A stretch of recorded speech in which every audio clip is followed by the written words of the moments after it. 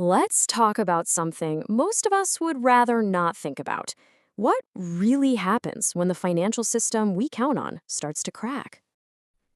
This isn't some abstract theory. This is a real quote from a real person, a teacher in Cyprus back in 2013. Imagine this. She did everything right, saved her money for 2 decades, put it in one of the biggest, safest banks in the country. On Friday, her life savings were there. Come Monday morning, after a bank holiday the government called, nearly half of it was just gone, legally taken to save the banking system. What happened to her tells us a truth we all need to understand. So, this isn't about fear mongering. Think of this as a forensic examination. We're looking at the evidence from the Great Depression all the way to modern day Cyprus to see what happens when the entire system fractures. And trust me, once you see the pattern, you can't unsee it. Okay, so when most of us think about a bank failing, we have this picture in our heads, right? One bad apple goes under, the FDIC swoops in, and everybody with a deposit gets their money back. We just saw this happen with Silicon Valley Bank. It's the story we've been told for decades, and it makes us feel safe. But here's the thing. That model only works when the rest of the system is healthy. What we're digging into today is totally different. It's a systemic crisis. This is when there is no healthy bank to take over the sick one. It's when people lose faith in the currency itself. And in that scenario, like we saw in Cyprus, all the old rules just get tossed right out the window. And what's really fascinating, maybe a little terrifying, is that when a systemic crisis hits, what happens next is incredibly predictable. Governments, central banks, they have a playbook, a step-by-step guide designed to save the system. And that often comes at the expense of regular people like you and me. This playbook almost always has 4 acts. First, denial.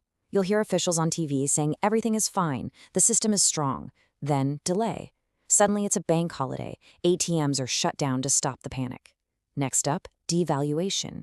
They impose capital controls. Remember Greece in 2015? People were literally lining up for hours to take out just €60 a day.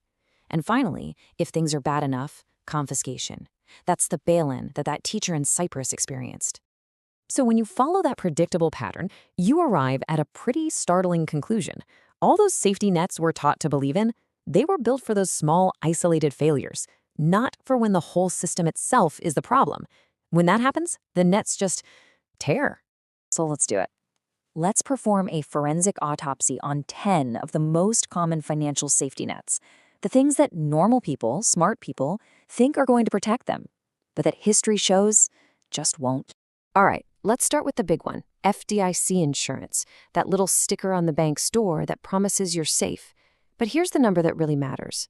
Right now, the FDIC's reserve ratio, that's the actual cash it has on hand compared to all the money it insures, is just 1.25%. I mean, just look at the scale here.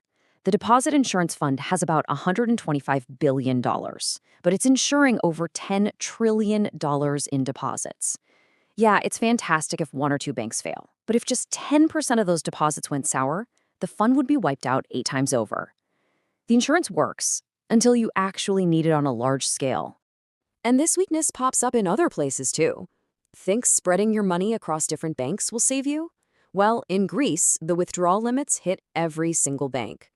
What about credit unions? People think they're safer, and they're great, but they run on the same rails, the same payment systems, and their insurance fund has the same basic problem.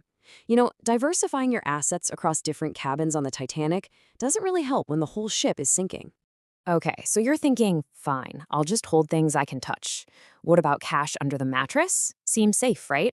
But in 2016, India's government declared 86% of its paper money invalid. Overnight, poof. Gold? Sure, it has value, but try buying bread with a gold coin in a crisis. Plus, governments have a history of confiscating it, like the US did in 1933.